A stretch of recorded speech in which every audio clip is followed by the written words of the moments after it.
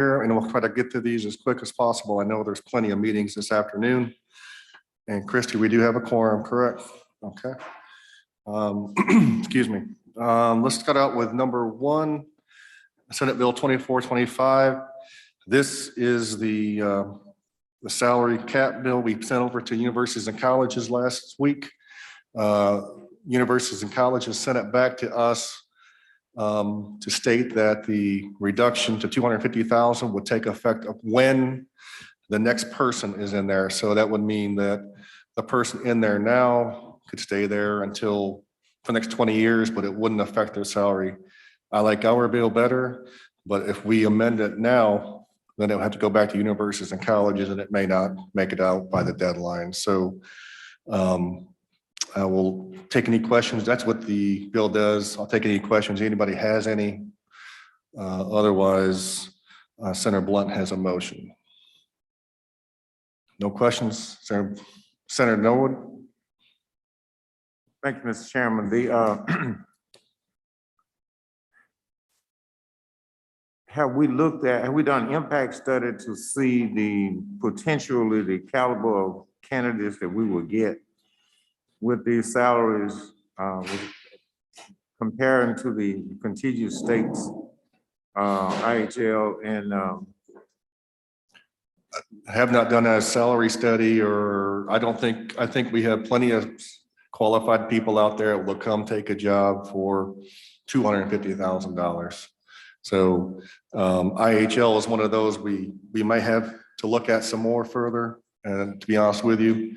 So that may look different on the floor, obviously, because of that. So, but until then, I just want to get this bill out on the floor, and then you and I could talk some more about some things we may to do for IHL. yeah, Okay. I mean, another one of my concerns, Mr. Chairman, is the looking at the salary of some of the university presidents would exceed $250,000. Right. And I'm not talking about the overall salary. I'm talking about just from the general, from the state's budget. Right.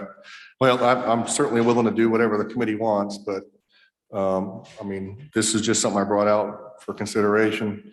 But like I said, as you know, if we amend it now, it's pretty much dead, I would think. Okay. But if we can work on it, keep it alive, get on the floor, look at some changes that we need to make, if any, to be honest with you, then we'll definitely look at it then. Thank you, Mr. Chairman. Thank you, Senator Norwood. Any further discussion? Senator Blunt? Title sufficient to pass. All right, you heard the motion, title sufficient to pass committee sub. All in favor, say aye. Opposed? The ayes have it. The next up on the agenda is Senate Bill 2416, and I'll recognize Senator Blunt to explain the bill. Thank you, Mr. Chairman. Senate Bill 2416 adds one clause to one sentence on line 88. The change in the law would allow a teacher to take with him or her, if they move to another public school district, take the personal leave of up to 5 days from the previous year. So in other words, if you move from one school district, public school district, to another public school district, you can take your personal leave with you to the new district. That's an explanation of the bill, Mr. President. You've heard the explanation. Mr. Chairman, excuse me. That's fine. I'm giving you a promotion over here. Does anybody have any questions for Senator Blunt? Okay. If there are no questions, I move title sufficient to pass on Senate Bill 2416. Okay, you heard the motion by Senator Blunt. All in favor, say aye. Aye. Opposed? All right, the ayes have it. Next on the agenda, number 3, Senate Bill 2423, and I'll once again recognize Senator Blunt to explain the bill. Thank you, Mr. Chairman. I'm looking at the committee sub here on 2423. There are 3 changes to the current law, and I'll do the short ones first, and then I'll go into the other one. On line 411, you'll remember last year we allowed for reciprocity of licenses among different states. This would allow for reciprocity from another country or political subdivision thereof. This specifically was requested by my home school district. They believe they can get, particularly in the STEM field, teachers from other countries, and it would allow them to teach and get a license. That's one change. The second change is something that we've talked about before in this committee on line 660. We want to make sure that licenses are get out to teachers in a timely fashion. And it says that the department shall issue these licenses within 21 days of a completed application. That was new. And then the third change deals with supplemental endorsements. And I've learned a little bit about that today. And that is that after a teacher receives a teaching license, he or she usually gets an endorsement in a specific field. And there are some licenses where you get that immediately and immediately start teaching. And there are sometimes there are teachers who begin perhaps in one field and want to move into a different field. And that requires an endorsement for them to be a certified teacher in the subject that they are teaching. If say you're the chemistry teacher and the physics teacher leaves and they need you to teach physics, or you're an English teacher and you want to be a gifted teacher and you do not have an endorsement in that new subject matter. What we do with this bill is we allow for two ways to get that endorsement if you're a teacher. And those are, you'll see here, right now the law is for some of these courses that you have to go back to college, go back to school and take additional hours, in some cases as many as 18 hours of coursework to earn that supplemental endorsement. What this bill would do is provide a different avenue, an additional avenue of passing a minimum, you'll see on line 118, a minimum qualifying score on the subject, the new subject that you would be teaching to get that endorsement. The reason for that is we feel like it is a quicker and more affordable for the teacher if he or she can go out and pass the praxis for the new subject that they'll be teaching. If they can go out there and earn that minimum qualifying score, it's a lot quicker for them than having to go back and go through the time and expense of taking additional hours in the classroom. So that's an explanation of the committee sub, Mr. Chairman. I'll be happy to answer any questions. Remember, have any questions for Senator Blunt? I see no questions. Oh, Senator Hill.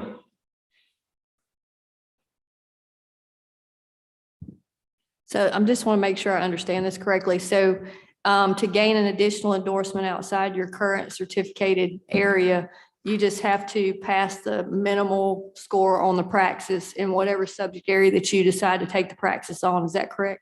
Or you can do the more traditional route Yeah. is to take additional courses. And Okay. the type of what is required for an endorsement depends on the subject. So if it's arts education, it can be just in coursework. If it's sometimes it can be the praxis, but this allows for a combination thereof. There are certain subjects that you cannot get a supplemental endorsement without the coursework. Do you know what those are? Yes, I do. I have that list and I'll be happy to share it with you, but there are. I mean, can you just read a couple of them before I Sure. vote on the bill? Sure, I'll be happy to. There are certain endorsements that you cannot get with the praxis only. You have to go take coursework. And those are computer applications, driver education, health education, wellness and physical activity, mathematics, reading, English as a second language, physical science, business management. There are about 25 of these. And I can read them all for you if you want, but it simply provides a different avenue to get that endorsement. But you can't get it in like mathematics and physical science without the coursework. That's according to what you just said. No, I'm sorry if I wasn't clear about that. Right now, for the courses that I just read, including mathematics, The only way to get that supplemental endorsement today is to take coursework. Okay, Under the bill, and again, the idea is you'll see, we're trying to allow teachers as many options as possible to receive a supplemental endorsement. And so we feel like if you take the mathematics praxis and you get that particular score that you're qualified to teach mathematics. I don't have a problem with that. I'm just curious if, like, what does a minimum score translate to get an endorsement in mathematics without taking the coursework? Because years back, ancient days ago, whenever I was certified, we had to take what was called a content mastery. And you had to score on an extremely high level to get an endorsement if you didn't have the hours. So I'm just kind of thinking how that correlates to the praxis. And I guess I would have to talk to some psychometrist to get that figured out. Thank you. Well, that would be set by the state board. Senator Hill, I can just provide some further input. This situation came up with some teachers in my area. We had superintendents and some principals that wanted to have some of their teachers provide some gifted coursework and teach some gifted studies programs, but they couldn't unless they went back and took this extra classes. If this teacher could pass the gifted studies assessment, basically, that would allow that teacher to teach the gifted study program. And I would just add, Mr. Chairman, this is important because it affects, it's part of the accreditation model for districts that they have teachers teaching subjects that they have an endorsement to teach. I understand. So- Is there any time frame to where you can retake it if you're trying to get certified through that route? Do you have to wait a while, or can you just retake it the next go round? Do you know? That is not specified in the bill. Okay, thank you.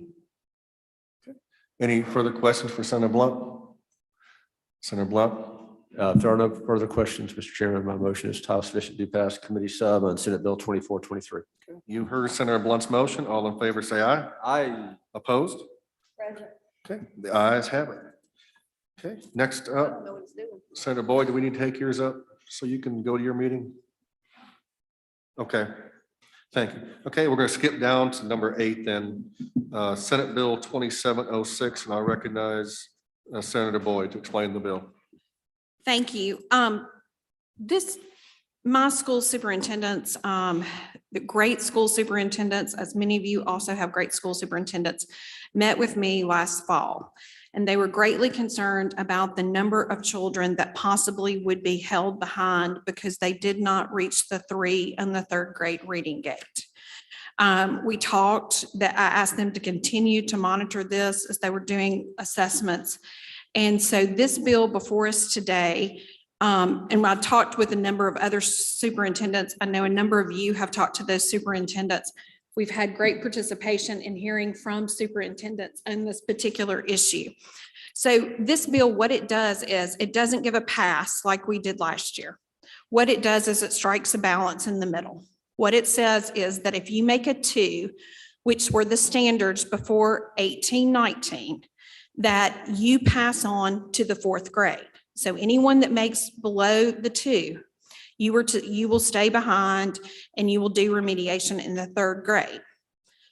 If you make above the 2, if you make between a 2 and a 3, you will go on to 4th grade. However, all the remediation that you would have received in the 3rd grade, now you will be doing in the 4th grade. So you still will be doing this remediation. It will be in the 4th grade.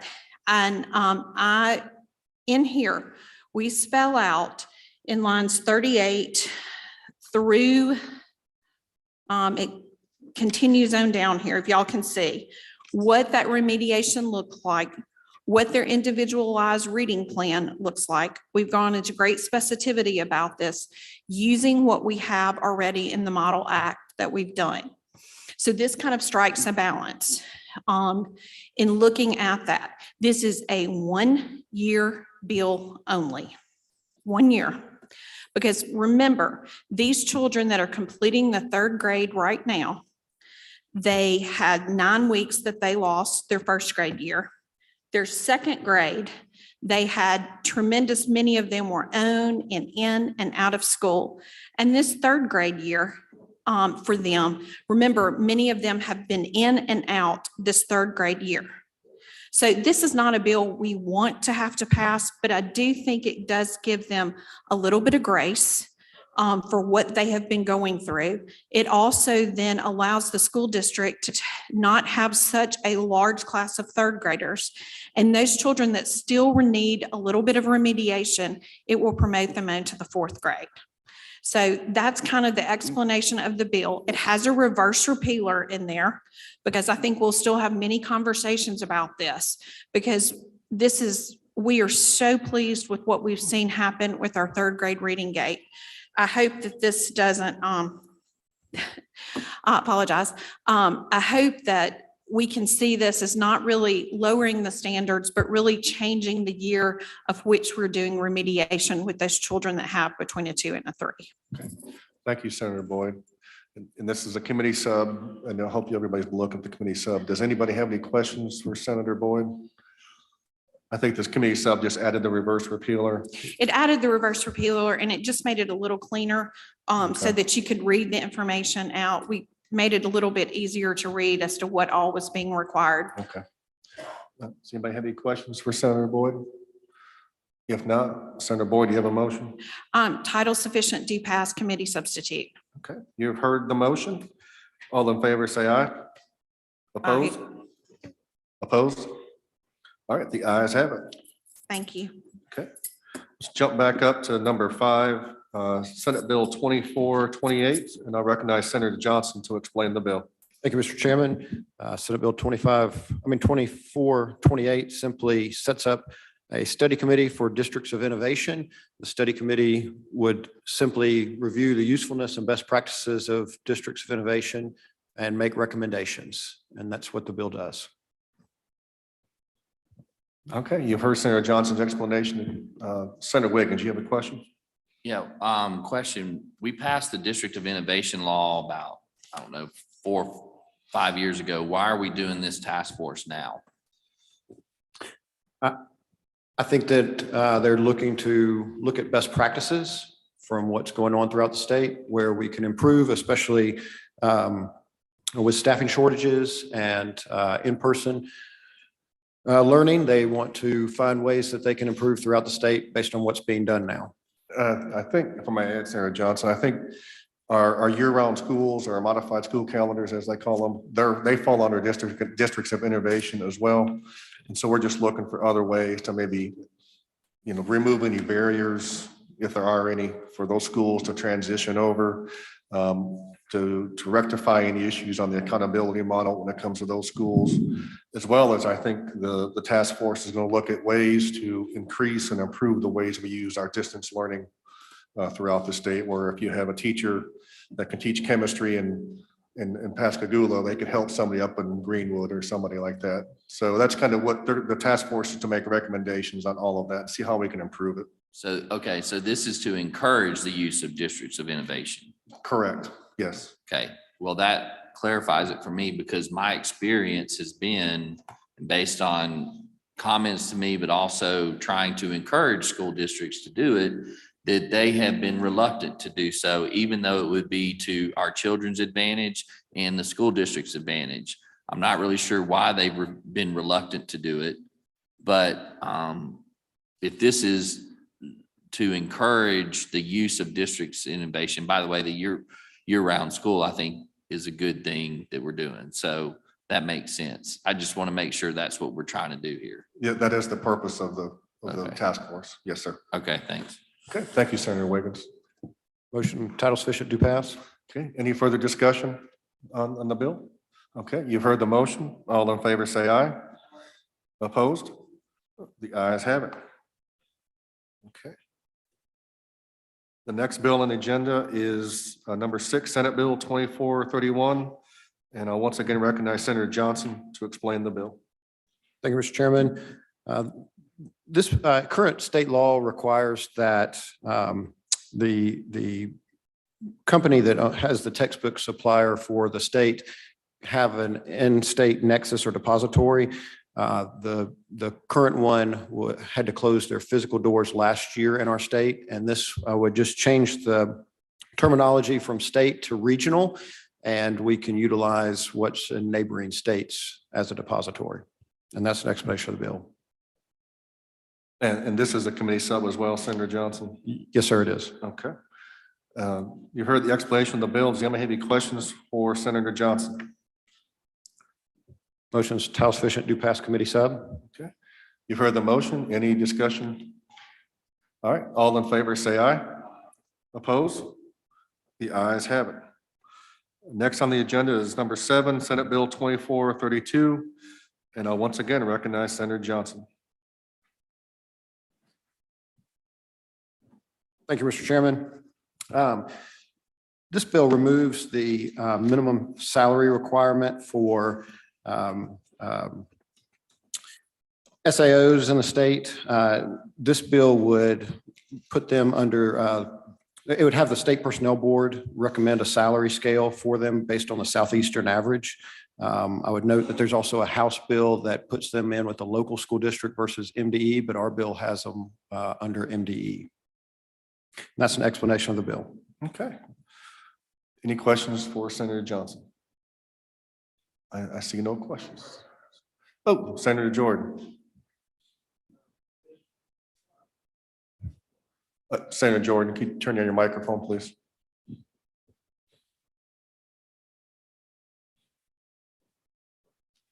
Thank you. Thank you. Is this going to make it mandatory that they do this? Basically, it's going to allow for the State Personnel Board to determine what SAOs, school resource attendance officers make. And then think when in conjunction with a House bill that's going to be coming over, we'll be placing them back under the local school district. So it's my understanding, I think the SAOs will make a significantly more or increase in salary of what they're making now. This just will give the local districts the flexibility to do that. Okay, thank you, Senator Jordan. Mr. Chairman? Yes, sir. Motion's House sufficient, do pass. All right, you heard the motion. All in favor, say aye. And opposed? The ayes have it. Okay, let me take up one that's not on the agenda before we get to number 9. That is Senate Bill 2125. It's a separate bill. It's Senate Bill 2105, excuse me. This is Senator Hobson's bill dealing with school board and school board salaries.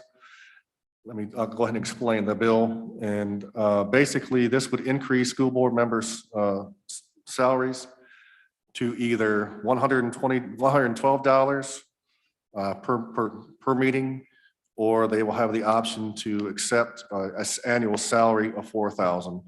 Currently, the per diem amount for every meeting is $67, or the annual amount is $2,400. So I believe that with all the raises that we'll be giving across the state, and as well as supervisors and so forth, this would just allow for school board members to receive that same raise. And this bill is doubly referred to appropriations. So that's an explanation of the bill. Does anybody have any questions or comments? Senator McClendon? Thank you, Mr. Chairman. And this is regardless of how many students they have in their school district? This is across the board? Across the board, yes.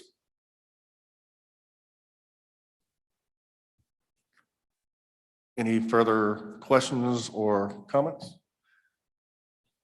All right, I hear none. Senator, you heard the motion. Title sufficient, do pass. All in favor, say aye. Opposed? The ayes have it. That will be reported to appropriations. And then last but not least, we're going to go to number 9, Senate Bill 2887, and I'll recognize Senator Delano to explain the bill. Thank you, Mr. Chairman. This is a proposed committee sub.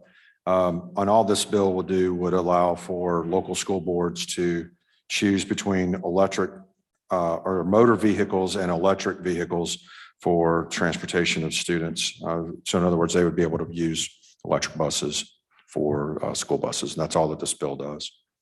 Okay. You heard the explanation of the bill. Does anybody have any questions for Senator Delano? Motion be title sufficient, do pass committee sub. Okay. You've heard the motion. All in favor, say aye. Opposed? The ayes have it. That is all we're going to be taking up on the agenda. Do I hear a motion for rise and report? All right, so made.